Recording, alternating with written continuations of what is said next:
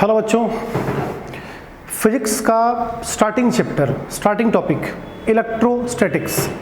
Electrostatics का video करीबन आपके 7 से 8 पार्ट में है, क्योंकि इलेक्ट्रोस्टैट्स कवर करने का मतलब होता है एनसीईआरटी का 2 चैप्टर हम कवर करते हैं। चैप्टर फर्स्ट जो हमारा इलेक्ट्रोस्टैट्स का है, जिसमें charge at rest, electric field और गॉस थ्योरम, जबकि इलेक्ट्रोस्टैट्स का जो सेकंड पार्ट आपका है एनसीईआरटी का सेकंड चैप्टर, उसमें है इलेक्ट्रिक पोटेंशियल एंड कैपेसिटर। तो पूरा इलेक्ट्रोस्टैट्स जो हम लोग कवर करते हैं, इसमें पूरा हमारा एनसीईआरटी का चैप्टर 1 चैप्टर 2 होता है। इसमें फर्स्ट पार्ट हमारा है चार्ज एट रेस्ट, इलेक्ट्रोस्टैट्स का first part charge at rest. तो सबसे पहले हम लोग बात करते हैं इलेक्ट्रोस्टैट्स होता क्या है। इलेक्ट्रोस्टैटिक्स, इलेक्ट्रो का मतलब होता है चार्ज और स्टैटिक्स का मतलब होता है रेस्ट। जहाँ भी अगर इलेक्ट्रोस्टैटिक्स है तो इलेक्ट्रो का मतलब चार्ज, इलेक्ट्रो का मतलब चार्ज और स्टैटिक्स का मतलब होता है रेस्ट, मतलब हो गई charge at rest. Electrostatics is the department of physics. Physics को अलग अलग डिपार्टमेंट में बांट के रखा गया है। जैसे क्लास 11th में हम लोग सिर्फ एक ही डिपार्टमेंट को फेस किए हैं, that is mechanics. Class 11th में स्टार्टिंग में हम लोग पढ़े थे रेस्ट मोशन, उसके बाद पूरा साल rest motion, speed, velocity, gravitation का मोशनल, रोटेशनल मोशन, फ्लूइड का मोशन, हीट का मोशन, सिंपल हार्मोनिक मोशन, यानी कि पूरे साल हम लोग स्टडी करते रह गए थे अबाउट मोशन। तो वो था mechanics. Mechanics is the part of physics in which you study about the motion, that is mechanics. But class 12 में हमारे फिजिक्स को अलग अलग पार्ट में बांट के रखा है।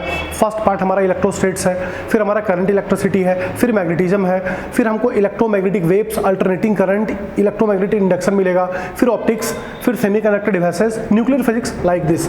तो क्लास 12 में फिजिक्स को अलग अलग पार्ट में बांट के रखा है। तो इसमें हमारा फर्स्ट पार्ट है electrostatics. Electrostatics is the department of physics, it is the branch of physics in which we study about the charge in rest. एक बार फिर से, electrostatics is the department of physics in which we study about the charge in rest. एक last बार, electrostatics is the department of physics in which we study about the charge in rest. तो 2 बातें हो गया। Electrostatics का डिफरेंशन एक बार हम लोग देख लेते हैं। Electrostatics, electrostatics, electrostatics, it is the branch of physics, it is the department of physics, it is the branch of physics in which we study about the charge in rest। मैंने physics के जिस branch में, physics के जिस part में हम लोग charge का स्टडी करते हैं बट इन रेस्ट, चार्ज का स्टडी करते हैं but in rest, are called electrostatics. But अगर चार्ज हमारी मोशन में आ गई तो हम लोग ये स्टडी करेंगे करंट इलेक्ट्रिसिटी में। तो यहाँ पर 2 बातें हो गई, रेस्ट एंड चार्ज। रेस्ट का मतलब क्या होता है? रेस्ट का मतलब तो सबको पता होता है, एक रिक्शा वाले को भी रेस्ट का मतलब पता होता है। If a body does not change their position with respect to time with surrounding, अगर कोई बॉडी समय के साथ और सराउंडिंग के सापेक्ष अपने स्थान में परिवर्तन नहीं करता है तो वो रेस्ट में है, अदरवाइज वो मोशन में है। अगर मैं किसी चेयर पे बैठ जाऊं और लगातार 15-20 मिनट बैठे अगर रहूं, तो मैंने 20 मिनट के दौरान सराउंडिंग के रिस्पेक्ट में अपने पोजीशन में कोई चेंजिंग नहीं किया है तो मैं रेस्ट में हूं। बट अगर अपने पोजीशन में मैं कुछ चेंजिंग करता हूं तो मैं मोशन में हूं। तो रेस्ट मोशन तो काफ़ी कॉमन सी बात हो गई। What about the charge? Charge क्या होता है? चार्ज के 2 डिफरेंशन आपके पास आते हैं। पहला, चार्ज किसी मैटर का वो फंडामेंटल प्रॉपर्टीज होता है, चार्ज किसी मैटर का वह फंडामेंटल प्रॉपर्टीज है जिसके कारण उस बॉडी में इलेक्ट्रिक इफेक्ट और मैग्नेटिक इफेक्ट जनरेट होती है। चार्ज किसी मैटर का या किसी बॉडी का वो फंडामेंटल प्रॉपर्टीज होता है जिसके द्वारा उस बॉडी में इलेक्ट्रिक इफेक्ट और मैग्नेटिक इफेक्ट जनरेट होता है।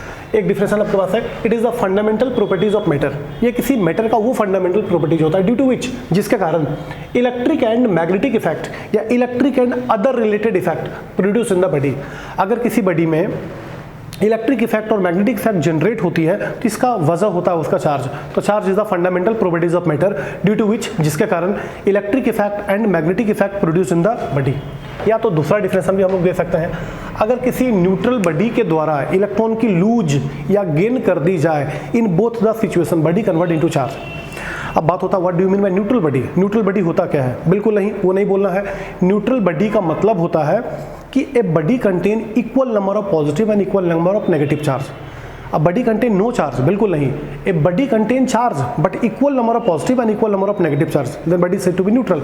अगर कोई बॉडी है, अब इसमें अगर मान लीजिए मैंने 4 लिया पॉजिटिव और 4 ही ले लिया नेगेटिव, तो बॉडी हो गया न्यूट्रल। न्यूट्रल बॉडी का मतलब है पॉजिटिव नेगेटिव चार्ज दोनों आपस में बराबर होंगे। तो मान लेते हैं मेरे हाथ में एक न्यूट्रल बॉडी है, चार्ज पॉजिटिव, चार्ज नेगेटिव है। अगर कुछ इलेक्ट्रॉन लूज करवा दें, इलेक्ट्रॉन मतलब नेगेटिव चार्ज, अगर इलेक्ट्रॉन लूज हो गया तो इसमें पॉजिटिव बढ़ जाएगी। तो एक न्यूट्रल बॉडी अगर इलेक्ट्रॉन लूज करता है तो भी चार्ज में कन्वर्ट होगा, या कोई न्यूट्रल बॉडी अगर इलेक्ट्रॉन गेन करता है तो भी चार्ज में कन्वर्ट होगा। ये अलग बात है कि लूज करेगा तो पॉजिटिव चार्ज और गेन करेगा तो नेगेटिव चार्ज। तो चार्ज के दो डिफिनेशन आप दे सकते हैं। पहला, it is the fundamental properties of matter due to which electric effect और magnetic effect produce in the body, या तो when a neutral body lose of electron or gain of electron, in both the situation body convert into charge. If it lose the electron, convert into positive charge, or if it gain the electron, convert into negative charge. When a neutral body lose or gain of electron, then it convert into charge. If it lose the electron, convert into positive charge, or if it gain the electron convert into negative charge. तो ये बात हो गई charge क्या होता है, rest क्या होता है, इलेक्ट्रोस्टेट्स क्या होता है। इलेक्ट्रोस्टेट्स तो हमारा फिजिक्स का एक ब्रांच है जिसमें हम लोग चार्ज का स्टडी करते हैं रेस्ट में। अब चार्ज से रिलेटेड कुछ बातें हम लोग करते हैं। Charge generally denoted by Q, charge generally denoted by Q, small Q capital Q दोनों चलेगा। Charge denoted by Q, charge is scalar quantity. Charge पे कभी भी आप ये वेक्टर का सिंबल नहीं देखेंगे, यानी कि चार्ज स्केलर क्वांटिटी होता है, इसका खुद का कोई डायरेक्शन नहीं होता है। चार्ज के एसआई यूनिट और सीजीएस यूनिट क्या होते हैं? Q equal to I T, आपके मुंह में है ऑलरेडी, 10 से आपके मुंह में होगा।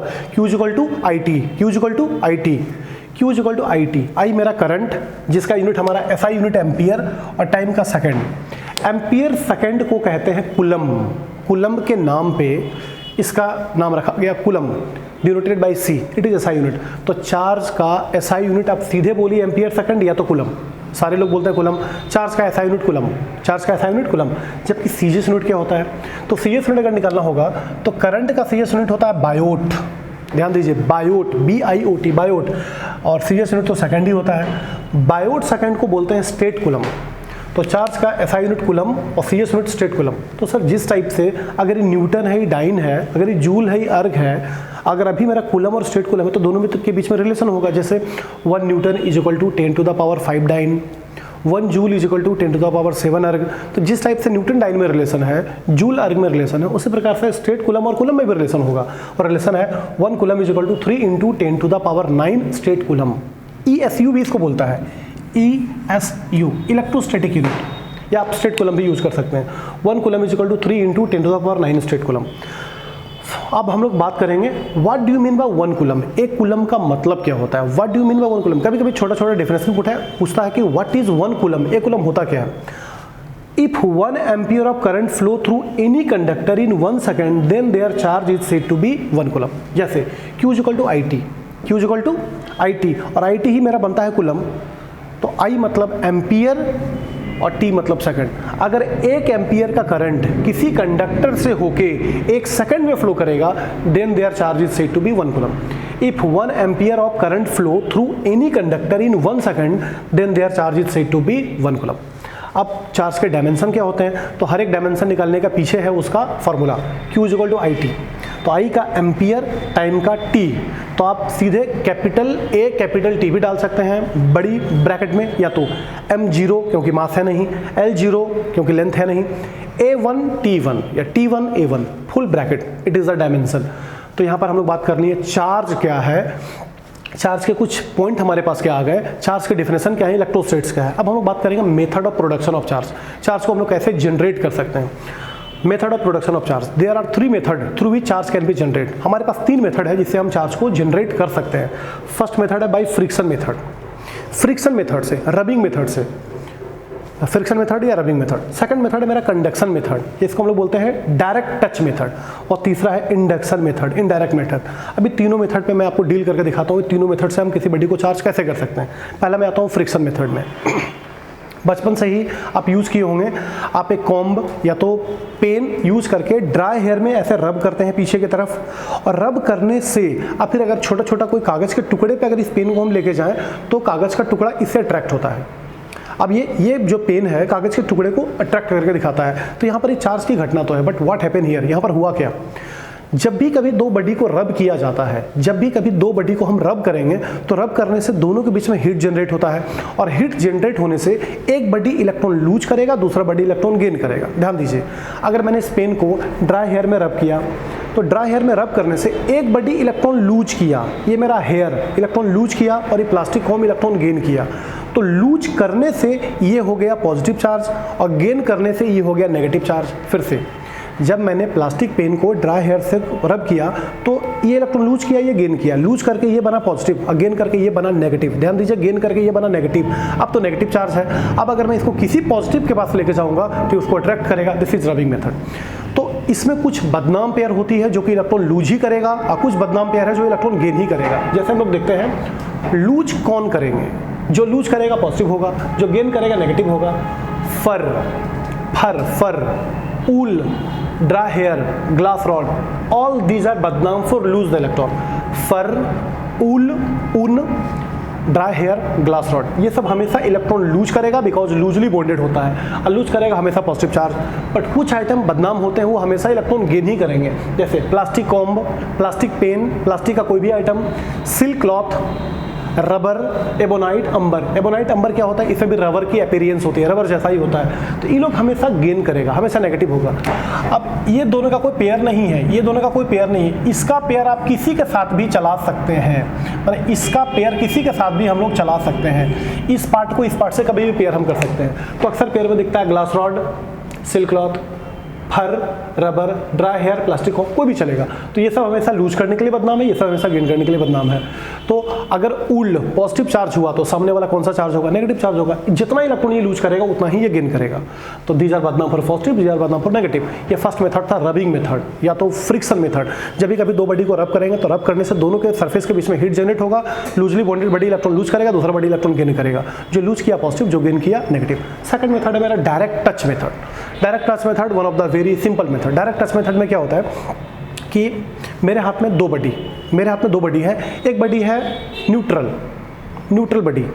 अब इसमें पॉजिटिव नेगेटिव चार्ज दोनों बराबर है। अगर हम इसको पॉजिटिव करना चाहते हैं तो इस न्यूट्रल बडी को पॉजिटिव करने का एक सिंपल तरीका है, आप कहीं से पॉजिटिव रड लाइए, इसमें टच कर दीजिए, न्यूट्रल बडी पॉजिटिव हो जाएगी। फिर से न्यूट्रल बडी को अगर पॉजिटिव करना है तो इस न्यूट्रल बडी में कहीं से कोई पॉजिटिव रड ला के हम इसमें टच करा देंगे, अब न्यूट्रल बडी पॉजिटिव हो जाएगा। अगर इसको नेगेटिव करना था तो कहीं से नेगेटिव रड ला के इसको टच कर देंगे, बडी नेगेटिव हो जाएगी। जैसे किसी मैग्नेट में अगर कोई आयरन को हम सटा दें, लोहा को हम सटा दें, तो लोहा भी मैग्नेटाइज्ड हो जाता है। इसको हम लोग बोलते हैं direct touch method. Direct touch method, positive करना है तो पॉजिटिव रड सटा दें, नेगेटिव करना है तो नेगेटिव रड सटा दें। This is called direct touch method या तो कंडक्शन मेथड। बट सबसे स्मार्ट मेथड चार्जिंग की होती है तीसरा, by induction method, indirect method. इस मेथड से चार्ज हम कैसे करते हैं? Induction method. जैसे मान लीजिए मेरे सामने एक न्यूट्रल बडी है, चार पॉजिटिव चार्ज नेगेटिव रखा, इसको न्यूट्रल बडी भी मैं बोल रहा हूँ। अब हमें इसे करना है पॉजिटिव, ध्यान दीजिए, हमको इसको करना है पॉजिटिव। तो कहीं से अगर हम पॉजिटिव रड लाके अगर टच करा दें तब तो ये पॉजिटिव हो जाएगी, और वो भी सेकंड मेथड से। लेकिन हमें सेकंड मेथड अप्लाई नहीं करना है, हमको इंडक्शन मेथड करना है। इंडक्शन मेथड का मतलब होता है इनडायरेक्ट मेथड, इसमें डायरेक्ट टच नहीं होती है। अब इस बडी को अगर मुझे पॉजिटिव करना है तो कहीं से नेगेटिव रड लाना होगा। ध्यान दीजिए, अगर पॉजिटिव करना है तो हमें नेगेटिव रड लाना होगा, और नेगेटिव करना है तो पॉजिटिव रड लाना होगा। अगर इस बडी को हमें पॉजिटिव करना है तो हम कहीं से नेगेटिव रड लाते हैं। तो नेगेटिव रड क्या करेगा? इसका जितना भी पॉजिटिव चार्ज होंगे सबको एक सरफेस पे अट्रैक्ट करेगा, और ये नेगेटिव रड इसके सारे नेगेटिव को रिपेल कर देगा दूसरे सरफेस पे। ये पॉजिटिव इसके प्यार से बंधा हुआ है, मतलब इसके अट्रैक्शन में है, तो this is called bounded charge. इसको हम लोग बोलते हैं बाइंडेड चार्ज। और ये हो गया हमारा फ्री चार्ज, जिसको रिपेल किया था, फ्री चार्ज। तो ये नेगेटिव इस पॉजिटिव को अट्रैक्ट करके रखा, और ये नेगेटिव इस नेगेटिव को रिपेल किया। अब इसको हम लोग कर देते हैं अर्थिंग कर देते हैं। तो अर्थ करने से इसका जितना भी फ्री चार्ज है जमीन में फ्लो डाउन करेगा, और एक समय बडी में सिर्फ बचेगा पॉजिटिव। इस रड में सिर्फ बचा पॉजिटिव। ये बडी न्यूट्रल था, अब देखिए मैंने इसको पॉजिटिव कर दिया। कैसे किया? न्यूट्रल बडी में एक नेगेटिव रड हम कहीं लाए, तो नेगेटिव रड पॉजिटिव को अट्रैक्ट किया और नेगेटिव को रिपेल किया, और नेगेटिव जब रिपेल हो गई तो फ्री कहलाई, इसको अर्थ मैंने किया, तो सारा नेगेटिव जो फ्री चार्ज था जमीन में फ्लो डाउन हो गया, अब हमारा बडी पॉजिटिव हो गई। तो ये मेथड में मैंने डायरेक्ट टच नहीं किया, this is called indirect method, induction method. तो there are 3 method of charging. आप फ्रिक्शन करके चार्ज कर सकते हैं, डायरेक्ट टच करके चार्ज कर सकते हैं, या तो इंडक्शन मेथड से चार्ज कर सकते हैं। What do you mean by neutral body? Neutral body होता क्या है? If a body contain equal number of positive and negative charge then body said to be neutral. अगर किसी बडी में बराबर नंबर में पॉजिटिव और नेगेटिव चार्ज है तो बडी को हम बोलेंगे न्यूट्रल चार्ज। न्यूट्रल का चार्ज का मतलब नहीं होता है नो चार्ज, नहीं, body contain charge equal number of positive and equal number of negative charge. Next अब हम लोग बात करते हैं प्रॉपर्टीज ऑफ चार्ज। चार्ज के प्रॉपर्टीज क्या होते हैं? First, charge is quantized. सबसे बड़ा प्रॉपर्टी आपको मुंह पे रखना होगा, चार्ज इज क्वांटाइज्ड। चार्ज हमेशा क्वांटाइज्ड होता है। और जब ये वर्ड बोले तो आप जरूर सटा के बोल दीजिए Q equal to plus minus any. इसका मतलब होता है if a body have charge, if a body have charge, if a body have charge then total charge of the body is integral multiple of their basic charge. एक बार और, if a body has charge then total charge of the body is integral multiple of their basic charge. अगर मान लीजिए मैं एक neutral बडी हूँ, हम एक न्यूट्रल बडी है और मैं कुछ चार्ज में कन्वर्ट करना चाहता हूँ, मैं चार्ज में कन्वर्ट होना चाहता हूँ, तो मेरे पास दो ऑप्शन है, या तो इलेक्ट्रॉन लूज कीजिए या तो इलेक्ट्रॉन गेन कीजिए। अगर पॉजिटिव होना है तो इलेक्ट्रॉन लूज करते हैं, अगर नेगेटिव होना है तो इलेक्ट्रॉन गेन करते हैं। तो अगर मैं इलेक्ट्रॉन लूज करूँगा तो कितना इलेक्ट्रॉन, 1 2 3 4 5 6 7 8 9 10। गेन भी करूँगा तो 1 2 3 4 5। तो अगर मैं इलेक्ट्रॉन लूज करूँगा तब तो पॉजिटिव होगा, अगर मैं गेन करूँगा तब तो नेगेटिव होगा। बट लूज करोगे कितना, 1 2 3, तो दिस इज n। और E का मतलब हो गया हमारा इलेक्ट्रॉनिक चार्ज या तो basic charge. Q equal to plus minus any. Plus तब के लिए जब हम लूज करेंगे, माइनस तब के लिए जब हम गेन करेंगे। n का मतलब कितना लूज करोगे या गेन करोगे, 1 2 3 4। n हो गया मेरा इंटीजर्स जो कि 1 2 3 हो सकती है। और E का मतलब हो गया बेसिक चार्ज या इलेक्ट्रॉनिक चार्ज 1.6 × 10⁻⁹ कूलम। जैसे मान लेते हैं एक बडी ने 2 इलेक्ट्रॉन लूज किया तो उस बडी पे चार्ज कितना होगा, बडी ने 2 इलेक्ट्रॉन लूज किया तो प्लस 2 × 1.6 - 19 कूलम। उस बडी पे इतना चार्ज होगा 3.2 × 10⁻⁹। आपको दूसरा बडी ने 2 इलेक्ट्रॉन गेन किया तो उस पर चार्ज कितना होगा, गेन किया तो -2 और E 1.6 - 19 कूलम। तो बडी पे दोनों पे चार्ज बराबर होगा, बट लूज करने वाले पे पॉजिटिव, गेन करने वाले पे नेगेटिव। चार्ज हमेशा 16 के मल्टीपल में ही होगा। 1.6 × 1, 1.6 × 2, 1.6 × 3, 1.6 × 4, 1.6 × 5, 16 दूनी 32, 16 × 48, 16 चौके 64, 16 25 80। यानी कि चार्ज जब भी होगा तो 1.6, 3.2, 4.8 कुछ इस टाइप से 16 के मल्टीपल में ही होगा। तो चार्ज क्वांटाइज्ड का मतलब है if any body have charge then total charge of the body is integral multiple of their basic charge. मैं अगर इलेक्ट्रॉन लूज करूंगा तो प्लस कितना इलेक्ट्रॉन लूज किए, 1 2 3 4 इंटू ई मतलब इलेक्ट्रॉनिक चार्ज 1.6 - 19। कोई गेन किया तो हाउ मच गेन किया, 1 2 3 इंटू इलेक्ट्रॉनिक चार्ज। तो जब भी क्वांटाइज्ड हम बोले तो Q equal to plus minus n e. Next second property charge की, चार्ज इज कंजर्व।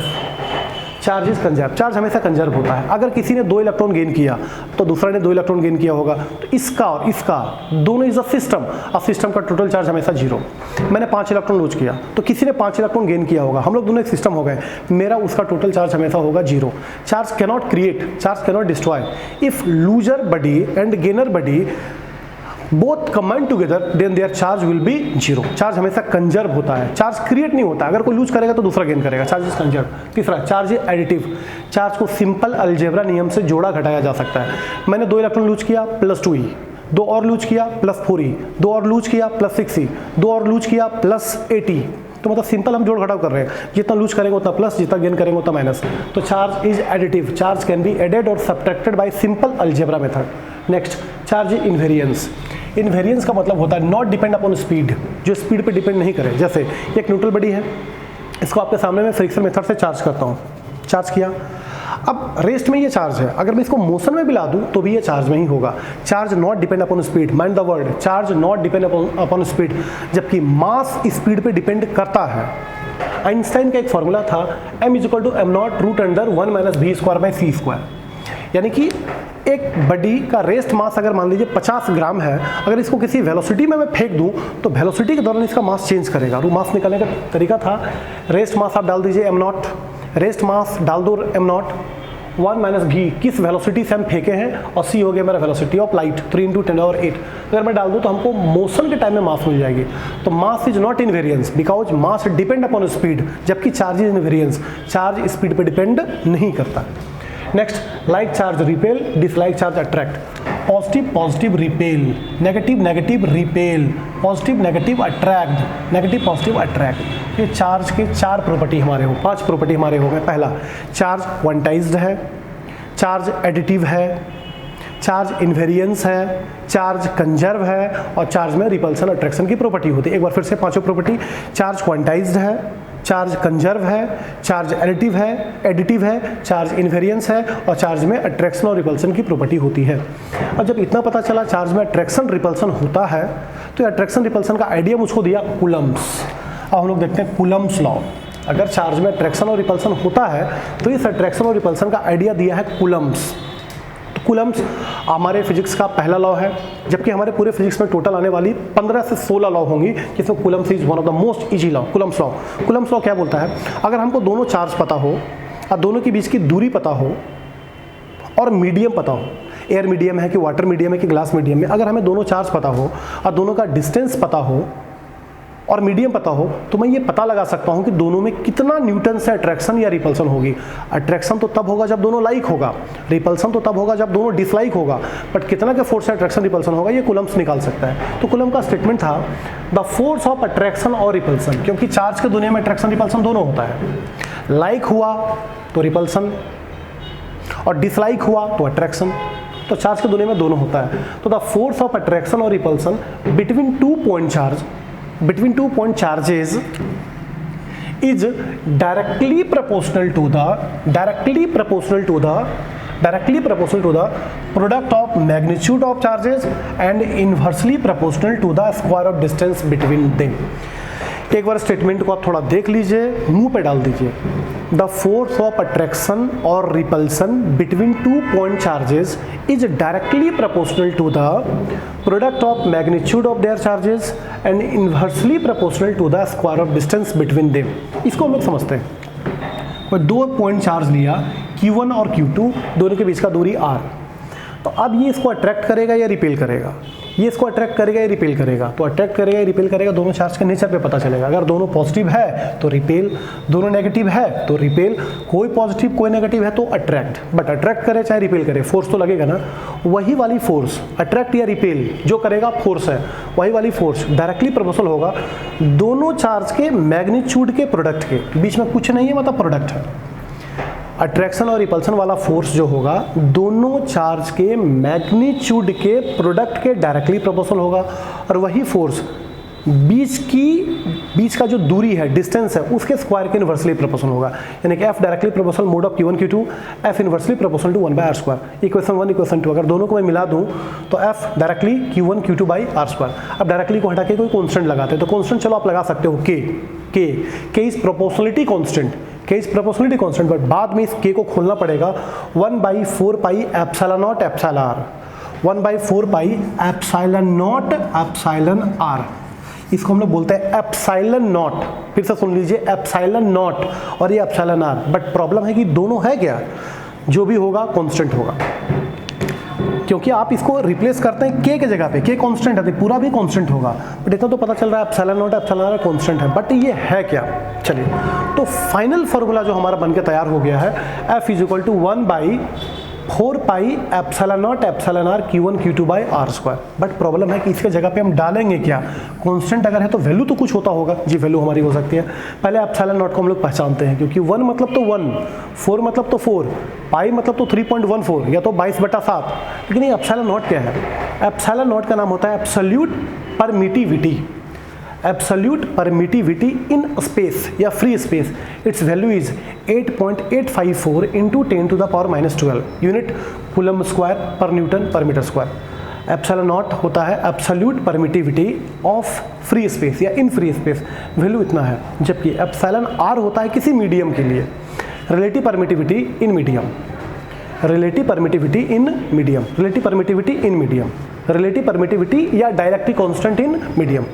अलग अलग मीडियम में एप्सिलॉन r का वैल्यू अलग अलग होता है, अलग अलग मीडियम में एप्सिलॉन r का वैल्यू हमारा अलग अलग होता है। 4 अलग अलग मीडियम, जैसे अगर मीडियम हमारा एयर है या वैक्यूम है, अगर मीडियम हमारा एयर या वैक्यूम है तो एप्सिलॉन r का वैल्यू 1। लेकिन अगर मीडियम वाटर है तो 80, अगर मीडियम ग्लिसरीन है तो 39.1, अगर मीडियम माइका है तो 7 से 10 तक, अगर मीडियम हमारा ग्लास है तो 3 से 4 तक, अगर मीडियम वैक्स है तो 2। क्या मुझे किसी मीडियम का एप्सिलॉन r का वैल्यू याद करना है? किसी का नहीं, हमें किसी मीडियम का एप्सिलॉन का वैल्यू याद नहीं करना है। अगर क्वेश्चन में कोई दो चार्ज किसी मीडियम में रखा होगा, सिर्फ आपको एयर के लिए याद रखना है, एयर के लिए वैल्यू 1, एयर के लिए 1 है, एप्सिलॉन का वैल्यू 1। बट अगर दोनों चार्ज किसी मीडियम में है, एयर में है, वैक्स में है, माइका में है, तो एप्सिलॉन आर का वैल्यू उस मीडियम के लिए क्वेश्चन हमको देता है, हमें किसी मीडियम का एप्सिलॉन आर याद रखने की जरूरत नहीं है।